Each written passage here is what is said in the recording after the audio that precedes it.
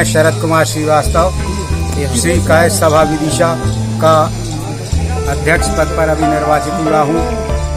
जो चित्रगुप्त मंदिर है, धर्मशाला है, ये इसका विकास करना हमारा मुख्य उद्देश्य है।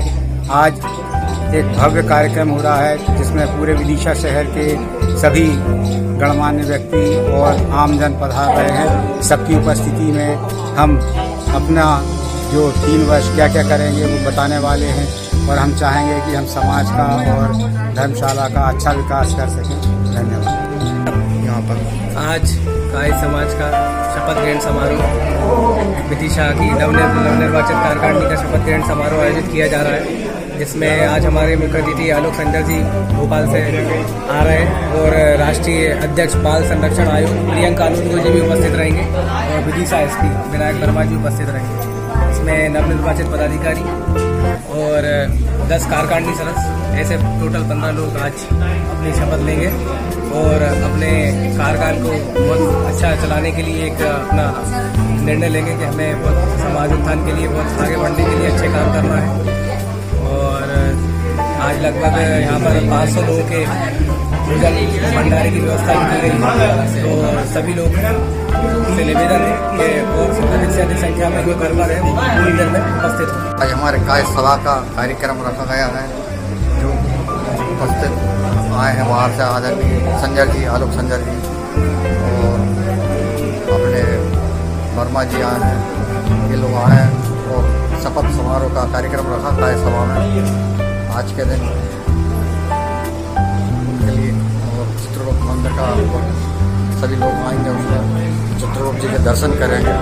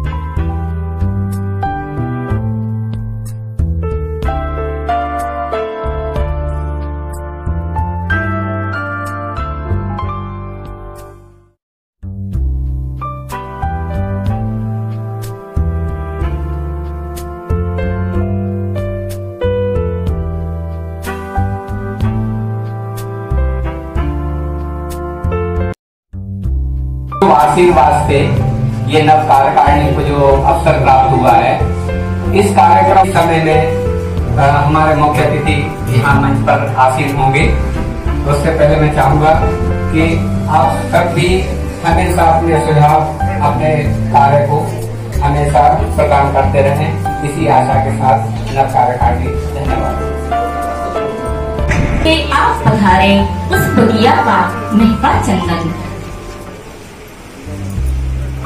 इसी समय हमारे बीच हमारे मुख्य अतिथि उपस्थित हो।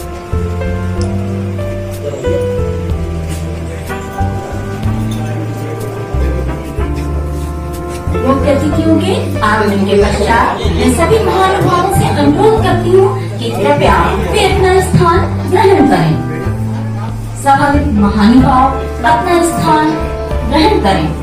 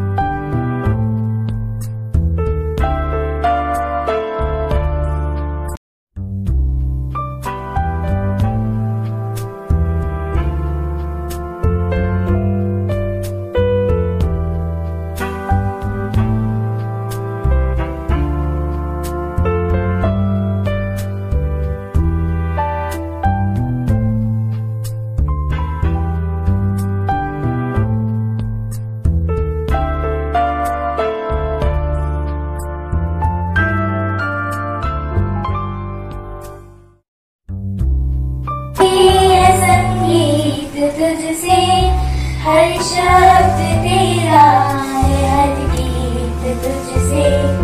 हम हैं अकेले, हम हैं अधूरे, तेरी शरण हमें तार दे माँ। हे शारदे माँ, हे शारदे माँ, अज्ञानता से हमें तार दे माँ। पधारे आदरणीय आलोक भाई साहब, उनके साथ पधारे और इस कार्यक्रम के ये निर्वाचन प्रक्रिया पदभार ग्रहण से ज्यादा दायित्व बोध का भाव लिए है और पद के हस्तांतरण से ज्यादा दायित्वों का हस्तांतरण हो रहा है, ऐसा भाव इस मंदिर में भी है, हम सभी के मन में। और शरद भाई को जा रहा है तो निश्चित रूप से दायित्व पे ही जा रहा है।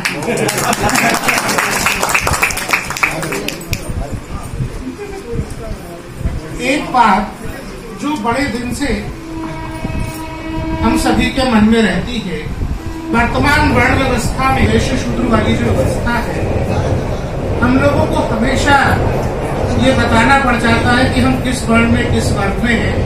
ऐसा एक फिनोमेना है हमेशा सब जगह ऐसी बात।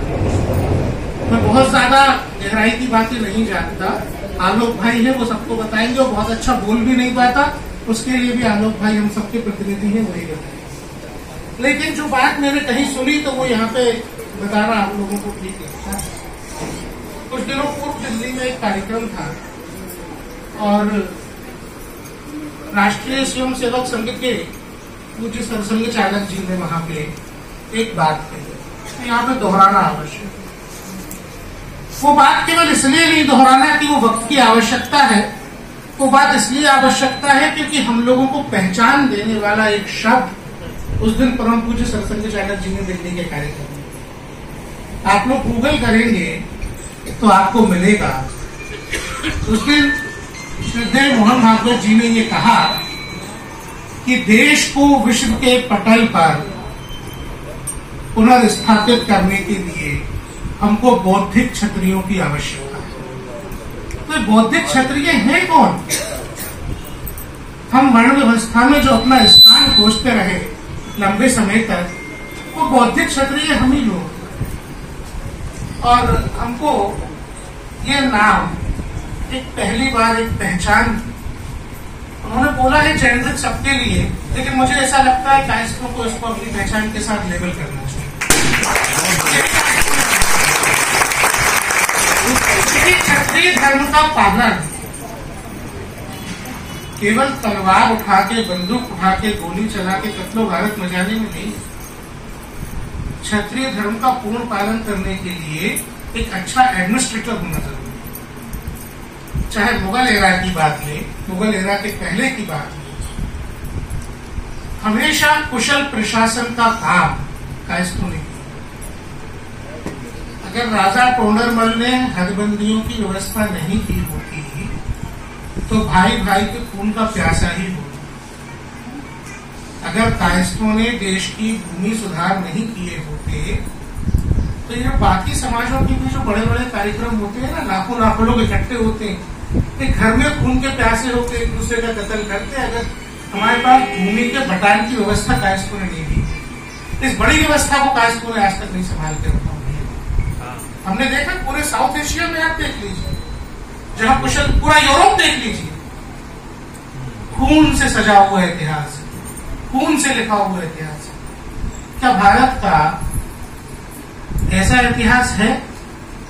हम जो अपनी पहचान बना पाते हैं कि हम शांति और प्रेम का संदेश देने वाले देश। भारत में वर्ग संघर्ष भूमि के अधिकार को लेकर कभी नहीं, भारत में वर्ग संघर्ष सत्ता के अधिकार को लेकर कभी नहीं। तो उसका कारण सबसे बड़ा ये रहा कि सत्ता की व्यवस्था को संभाल के रखा था। बहुत से लोग हम पर आरोप लगाते हैं कि जब मुगलों का शासन था तब भी हम लोग सत्ता में थे, अंग्रेजों का शासन था तब भी हम लोग सत्ता में। तो ये बाकी समाजों के, बाकी वर्गों के लोग जो वंशज आज जिंदा हैं, जो हिंदू धर्म को बचा के रखे हुए हैं, वो केवल इस कारण हो पाया है कि कायस्थों ने एडमिनिस्ट्रेटिव कंट्रोल अपने हाथ में, नहीं तो हमने वो कहानी और वो इतिहास भी पढ़ा है, जब खून से सने हुए जने हुए एडमिनिस्ट्रेटिव कंट्रोल अपने हाथ में नहीं रखे होते तो कायस्थ के हम लोग आज हिंदू कहलाने के लायक भी इस देश में नहीं बचे हुए। ये बहुत गंभीर बात है और हमको अपनी इस पहचान को दोबारा समझना और पकड़ना होगा, तो वहीं से आगे बढ़ना। वर्तमान लोकतांत्रिक व्यवस्था एक भीड़ और संख्या बल में हमारा बौद्धिक बल कहीं पीछे पड़ जाता है। इस कारण इस वर्तमान लोकतांत्रिक व्यवस्था में हमने जैसे अभी विनय जी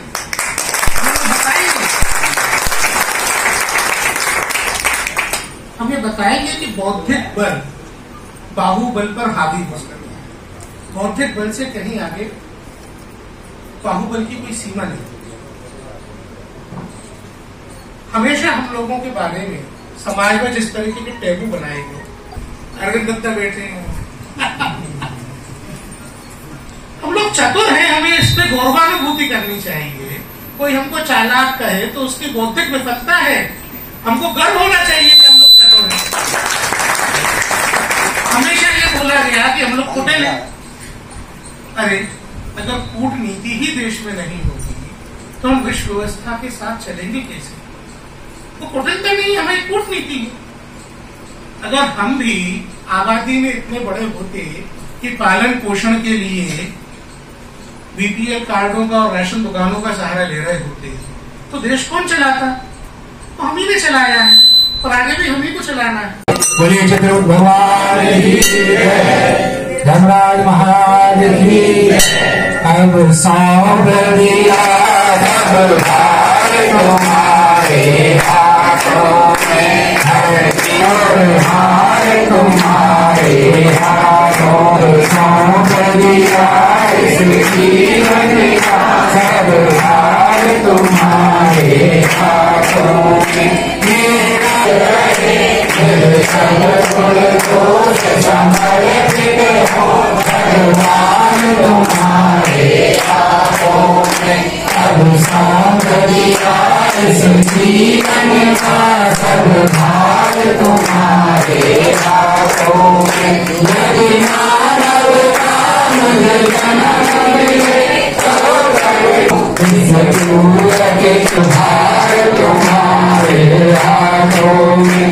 जब जब संसार बने बनूं निष्काम भाई, फिर अंत समय में प्राण करूं साकार तुम्हारे हाथों में।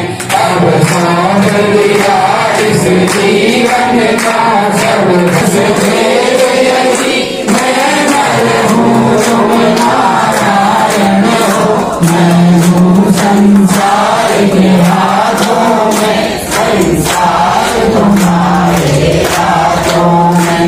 अब सौंप दिया इस जीवन का सब भार तुम्हारे हाथों की जय, धर्मराज महाराज की जय, मातेश्वरी की जय, देवा की श्रीपति रामचंद्र की, उमापति महादेव जी की, लक्ष्मी नारायण जी की, राधेश्याम जी की, हनुमान जी की, सब संतों की, धर्म की, अधर्म का, में